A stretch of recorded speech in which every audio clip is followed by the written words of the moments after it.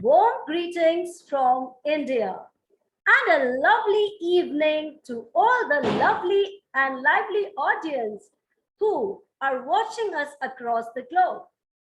I, Supriya Kumar Velan, welcome you all to the Global Talk Show by Business Power Academy, Netherlands. And today we have a great, eminent, and a very inspiring guest, Bud Brown from Canada. Welcome, Bud, to our show. Thank you. Great to be here. Well, Bud is a DTM, Toastmaster, Black Walnut, Toastmaster International Club, Canada. He's an author, professional speaker, motivational speaker, and he worked in so many corporate companies as a corporate trainer. And today it's a great privilege for me to host Bud and take you all to this lovely and inspirational journey. So let's start our journey with Bud Brown. But my first question to you is, which I'm also very interested to know about your great journey. Let's move on with that. Thank you, Supriya. Uh, it's been an interesting journey. Uh, I often have taken the poem, the Robert Frost poem, "The Road Less Traveled," as my theme because I've had a tendency over the years to look at things that other people say, "Oh well, that's just a passing fad," and recognize them for the powerful images they present. And so this has led me on a marvelous journey, which I feel has expanded my horizons more than they ever would have been if I'd stayed on the tried and true paths. Wow, that's really great one. But I would like to know when you were in your journey, don't you face some kind of obstacles or some challenges which knocked you down, and how did you handle those challenges? That's a great question. I'll give you an example. One of the paths that I've traveled has been a concept called the theory of constraints that was developed by a man from Israel named Eli Goldratt. And he conceived of the idea that a lot of businesses are trying to get better everywhere. And what he was suggesting was that most businesses are a series of dependent events, and that in any series of dependent events, there's going to be one of those aspects more than any other that determines the rate you can achieve results. And his theory of constraints was the idea that that constraint should be something that you pay the most attention to, and everything else should be subsidiary to that. This is not something that is widely accepted in business, and the consulting company I worked for at the time actually said, no, we're not going to pursue that. Move away from it. Don't do it. And I had to make a decision at that point whether I was going to continue with this very successful company in a very successful career that I had at that point, or whether I was going to step out on my own and try and persuade people that the theory of constraints was a valuable and worthwhile pursuit in the construction of a successful business. I elected to go out on my own and wound up setting up my own consulting company as a result. And that's kind of an example of how my journey has taken little side routes that have in the long run proved very beneficial to me. Wow, that's really awesome to know that, and how you have molded to create a new company of yours, and that's really incredible. But I congratulate you for your grand success. And before I step on to my next questions, I would appreciate your book about the quest. And the next question, now you have already known what I'm going to talk about. Yes, I would love to know what is the quest and how you had got the inspiration to write this book about this title and what it is all about? Well, first of all, I have to correct you a little tiny bit, and that is if you look at the title, it doesn't say just The Quest, it says The Question. And the reason I formulated it that way is because the whole book is about the power of asking effective questions. And it is, in fact, a quest for knowledge, these asking of questions. So it's a little bit of a play on words, if you will. The quest is the question. And what inspired me to write it was actually another hero of mine, if you will, a man named Steve Schiffman from New York. He runs a consulting company that I did work for a time, and it is mostly about sales training. But one of the most powerful concepts that he teaches his students is that when you meet with somebody, you need to ask them questions about themselves, what they do, how they do it, why they do it that way, when and where they do it, who they do it with. These are questions, if you notice them, they're actually drawn from a Rudyard Kipling poem in which he said, I have 6 faithful servants. They taught me all I knew. Their names are what and when and where and why and how and who. And if you ask questions that deal with those things about the people you're trying to connect with, you're going to find out enough about them to see how you can connect what they want to do with what you want to do. And then you will both gain success from it. This inspired me to put together a book that is going to teach those concepts. And that's what the question is all about. Oh, I'm sure all the questions, it still says the quest, and I didn't saw that little tiny word, but it's really great to know that. And this book, I would recommend my all viewers who are watching this live to go for this book if you want to purchase it, if you want to go to transform yourself, your life, and be the best version of yourself. Kindly contact Bud Brown, and I would recommend everyone to go to the quest and solve all the quest of your life by becoming the best person to the quest. Awesome, Bud. But my questions to you is a lot, really lot. But seeing my time constraint, my question to you is, what was your awakening moment of your life? Wow. Yeah. That is a very intense question because I've had a number of wake up moments in my life, things that have awakened me to the paths that I was traveling. And so I'm just going to give you a couple of examples. One of those was truly when I was back in high school, about a half a century ago, actually more than that.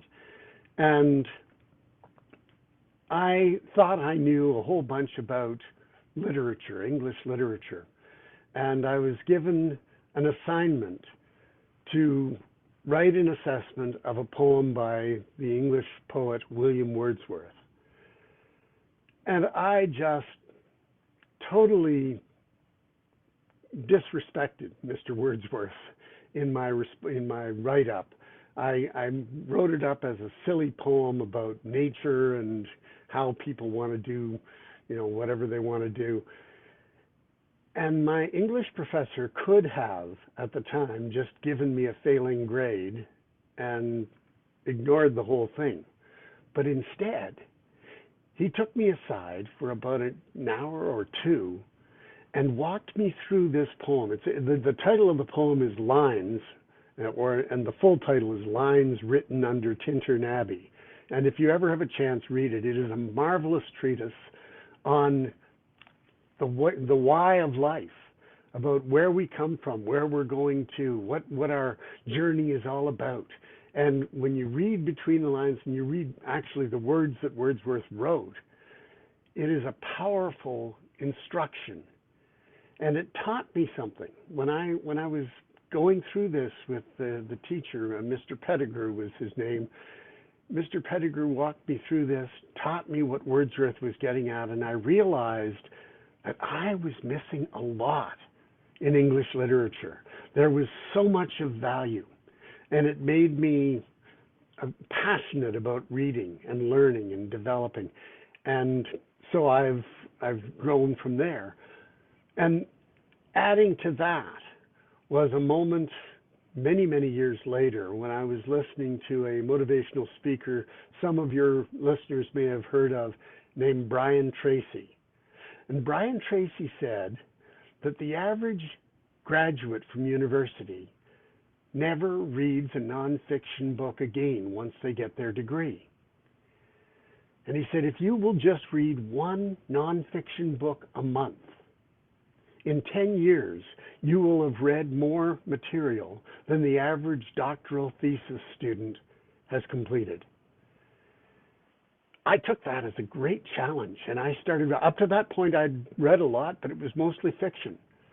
I started looking for nonfiction books, books about all different aspects of life, and started reading them, and realized what a wealth of information is out there.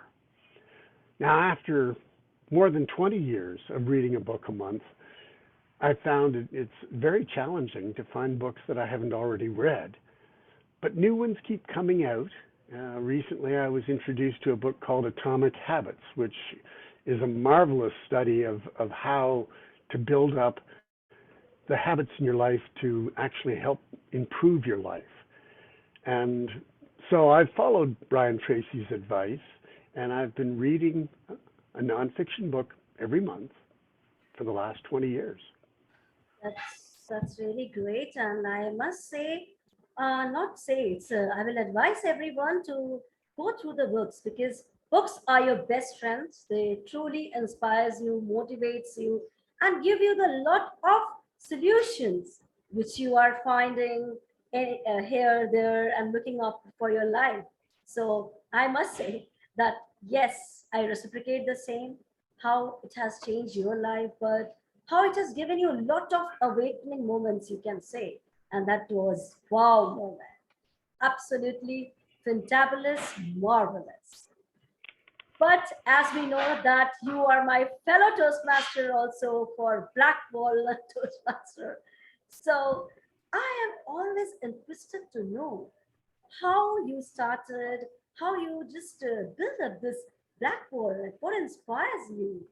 So I would like to know and love to know this journey. What a great idea.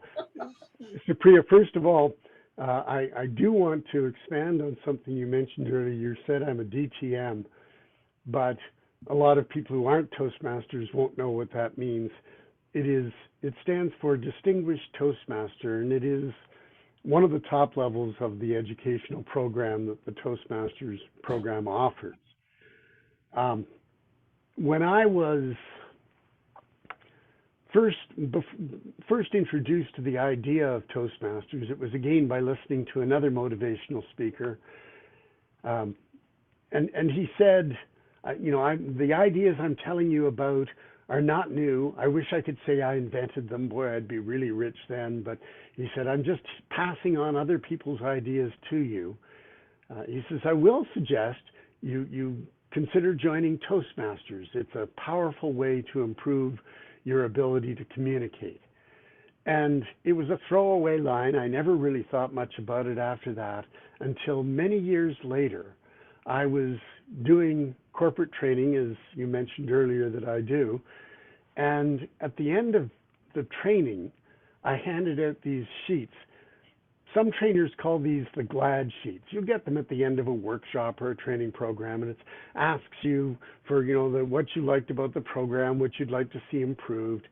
And I was going through these sheets, and most of the suggestions were things like the room was too hot, or I didn't like the coffee, it was too strong, or the treats that you had sitting aside, or something that I couldn't control. These were things that were provided by the venue.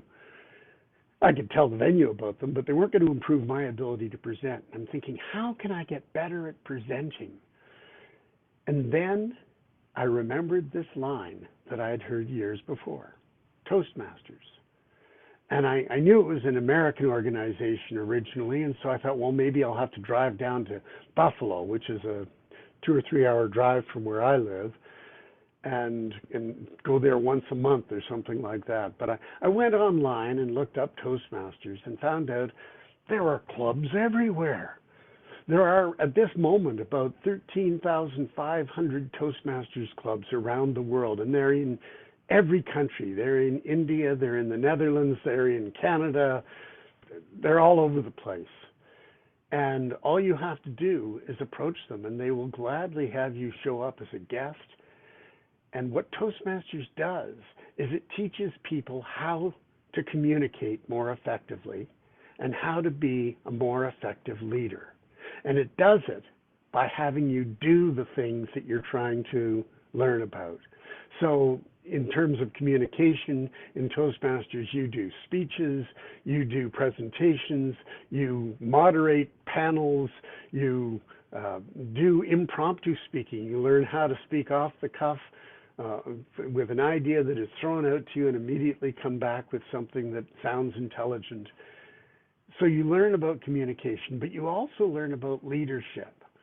You mentioned that we're members of the same club. What you didn't mention is we're also both members of the executive of the Black Walnut Toastmasters Club.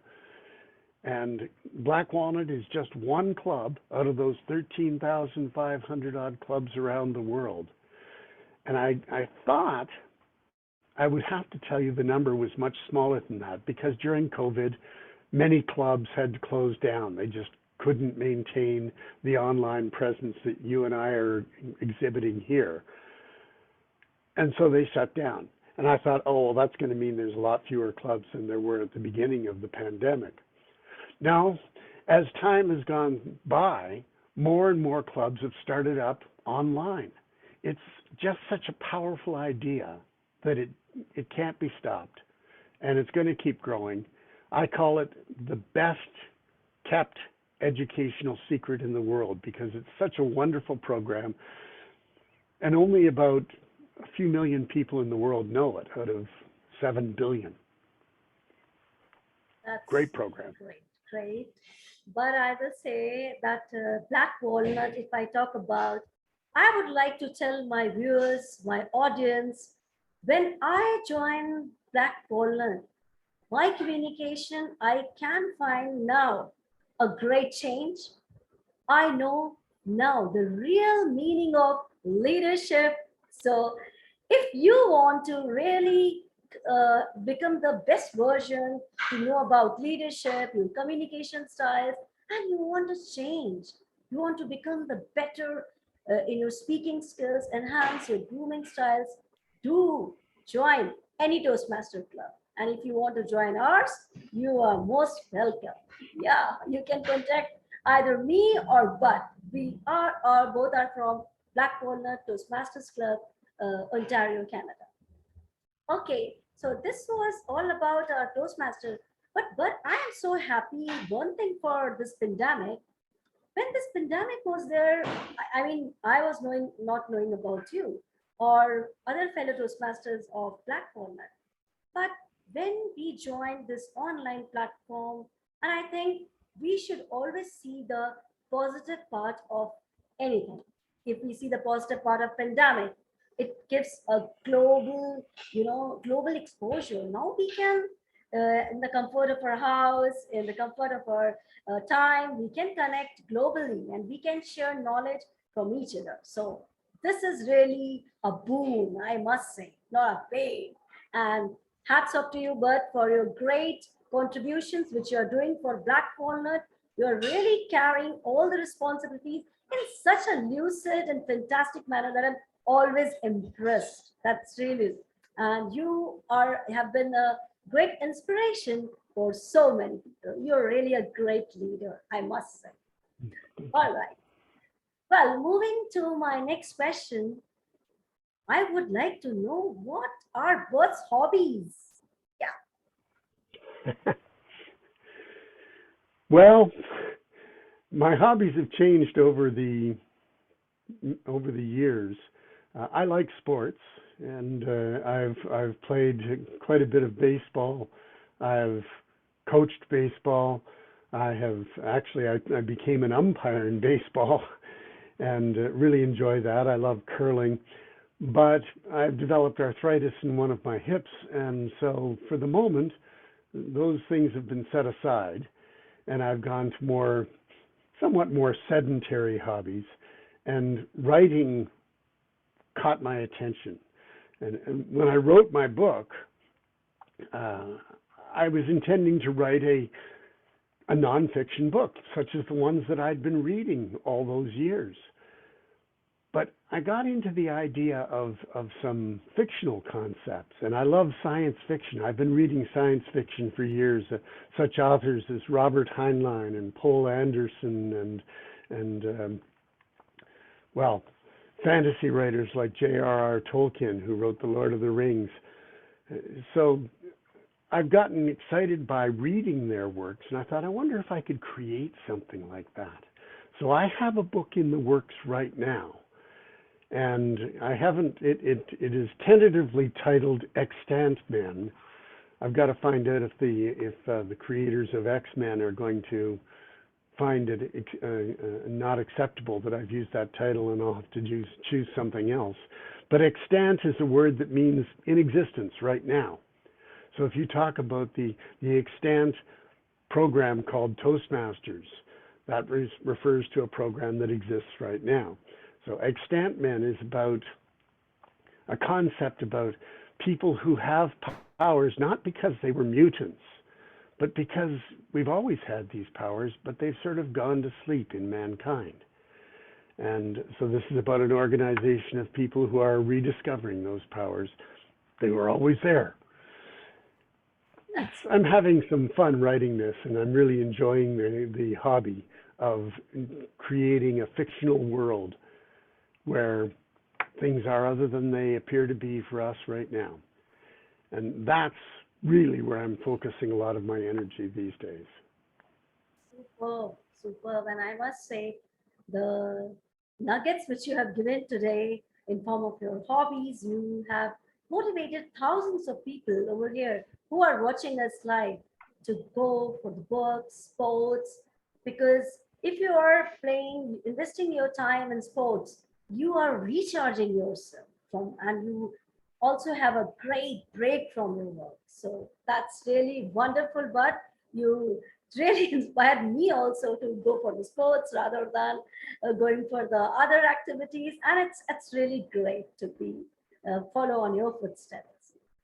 Well, but time is a big constraint, and it's this interview, electrifying session, I must say, not interview. It's going marvelously. And my question, not a question, what message would you like to give to our audience who are listening to you today? Well, the message actually involves my book. And again, I'm going to mention that you said, if people wanted this book, they could contact me. But you can get it just by going to Amazon.com and type in the question and put H.W. Bud Brown after it. And because there are actually, as it turns out, quite a few books called The Question. Who knew? But that's my message basically is in this life, you're going to have a lot of situations where you meet someone new, and your first inclination is to tell them. You want to tell. I've heard sales trainers say that selling is telling, but it isn't. Selling is about asking. The more you know about people, the more you're going to find that they have so much to offer. If you go to a party and you say to somebody, well, I'm just curious, what do you do? And they tell you what you do, and you go, okay, I kind of know what that is, but could you tell me a little more about it? And ask them questions that cause them to tell you about themselves. At the end of that conversation, they will almost invariably describe you as a great conversationalist, even though all you've done is ask a couple of questions and let them do most of the talking. Ask questions. It really does pay off. And that's my message to you. Wow. Ask questions. Yes, I am 100% agree with you, but asking questions that's really make you best, and you will come to know what the former person or your spectator or your the person you are talking really wants, what exactly messages he's carrying. So do follow the footsteps of Bud Brown, that is ask questions, and that is the lovely message you have given, Bud. And nothing more can be said about this great interview talk show which we had today. And I am really, really thankful to Bud. You came to the show. You have given a lot of golden wisdom nuggets to everyone, and also to my live viewers who are watching us and taking lot and lot of great golden advices from Bud. So thank you so much once again, Bud. Thank you. Thanks a Thank lot. you for inviting me. Thank Thank you so much once again, audience, for your love, motivation, and the way you are shouldering your blessings all the time on social media. Keep doing that. Till then, stay tuned, stay happy, healthy, and hearty. Bye bye. Take care.